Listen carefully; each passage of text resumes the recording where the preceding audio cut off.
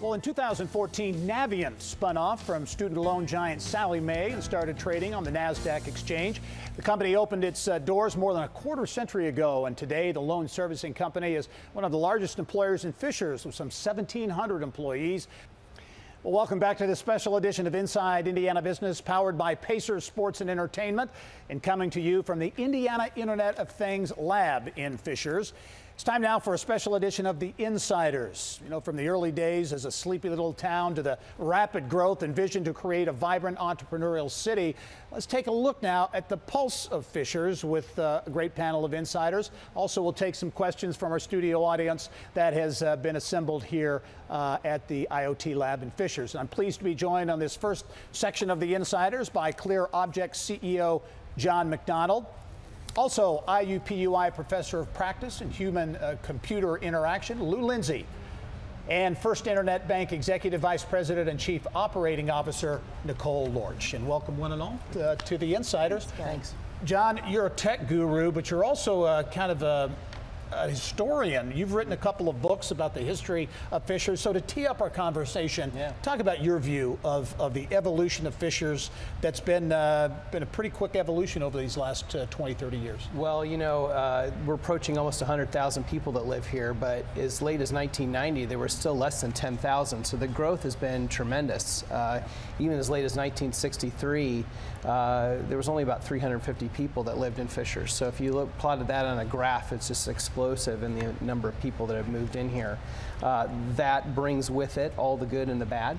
And some of the good we're sitting in here right now today, which is the first ever Civic Internet of Things Lab. And it just shows you what a city with a vision and a mission and a purpose can do when it puts its mind to being innovative and pretty awesome. Why is it happening here?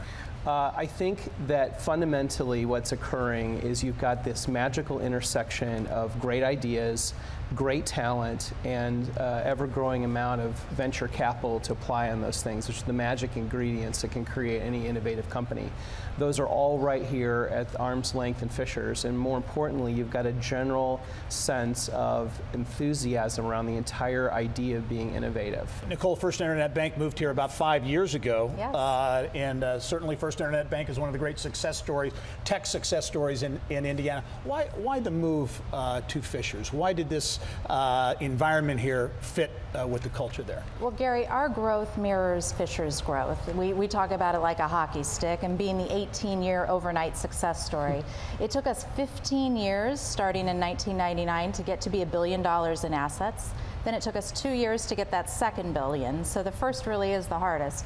And then it's, you know, about on the 1 year to get to the third billion. So like Fishers, you know, slow, steady growth and then a real hockey stick up. But we do love the innovation, the spirit of Fishers, and frankly, being in one place, having all of our Indiana employees under one roof was really important to us in terms of getting our employees on the same page and moving forward in a single direction. But also the environment that it provides. It's accessible to our employees. We have a good number of employees who live right here in Fishers, taking advantage of its amenities. And for those who don't live in Fishers, it's easy to get to. Why, from a major academic institution standpoint, did you decide to really connect with this IoT lab and by extension, Fishers? Well, first of all, this is a great center for innovation and entrepreneurship. And what better platform for us to build innovation in the education system and the curriculum design. And it can be our students coming up here working with, say, companies like John's on a partnership in terms of an internship, externship, student projects, as well as us bringing some of our lecturers up to the campus here and talking about things like data analytics, data science, what's going on in data visualization, and share that knowledge with the partners here in the lab. You come from a private sector background. As you look at what's happening here in Fishers, the creation of the live, work, play environment, small scale-up companies, corporate players coming and investing here, your reaction to kind of what's taking place? This is the future, right? It is public companies, it is the government, it is academia working together to really grow an innovation infrastructure. From a First Internet Bank standpoint, what does being in Fishers do for your ability to attract and for that matter to keep people? Well, it's so important. This is a knowledge economy, and we have to be able to find not just experienced employees, but those who have a vision for the future, who maybe have been in banking before and haven't liked some of the stifled ways that they've been held to. And so being able to be part of a vibrant community with things to do before and after work and really keep people engaged in the community has been very helpful to us as we've grown. Very good. We do have a question from the audience, sir. If you could please tell us your name and your question. My name is Parvez Kokan. I'm a founder of an AR/VR startup right here at the IOT Lab. And like John alluded to, there are three things that needed for a successful startup ecosystem. First is ideas, second is talent, and third is capital. And Indiana State has announced the Next Level Fund. How do you guys foresee the Next Level Fund helping the IoT Lab at the grassroots level? That is such an important part of this. The entire purpose of that Next Level Fund from its inception was to help create a venture capital industry in Indiana. If you don't have venture capital, you don't have any venture businesses. And we've been taught all the way through school that it's small businesses that are the backbone of the American economy. But in truth, according to the Kaufman Institute, it's actually new businesses. Without new businesses, you get no new net job growth. So it's just simply important. It's really critical to our future that we have these startup companies helping traditional businesses that create things to wrap data products around those things to transform them for the new economy. It couldn't be any more important to our future. Have time for one more quick question from the audience, sir. Thank you. I'm Rich Tensmeyer. I'm the president of Business and Professional Exchange here in Fisher and also serving the north side of Indianapolis. We work with many people, professionals that are looking to work perhaps in the IoT field.